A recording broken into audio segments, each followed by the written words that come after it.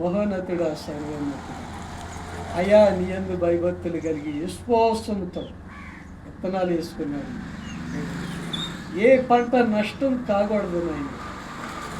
అయ్యా ఆ పంట వర్షం చేత పండించి నష్టం కాకుండా నీ పిల్లలకి నాయన నీ కృప చూపు నాయన. ఆ ధాన్యం వెళ్ళకి చేరాలి ప్రభా. వర్షం చేత ధాన్యం దెబ్బతినకుండా కాపాడయ్యా, రక్షించయ్యా. ఈ ప్రార్థన ద్వారా ఈ విశ్వాసాన్ని బట్టి ఎంతమంది చూస్తున్నారు. యేసు ప్రభు వర్షం ఇస్తాడా, ఈ పంటలను ఇస్తాడా అని అనుమానంతో ఉన్నవారిని, అల్ప విశ్వాసంతో ఉన్నవారి దగ్గర అల్ప విశ్వాసము పోగొట్టాలంటే నువ్వు మాత్రమే పోగొట్టగలుగుతావు తండ్రి. నాయన ఎంతోమంది చూస్తున్నారు.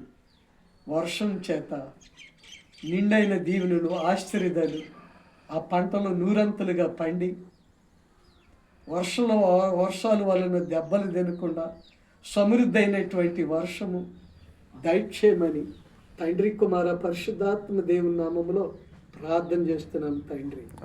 ఆమేన్.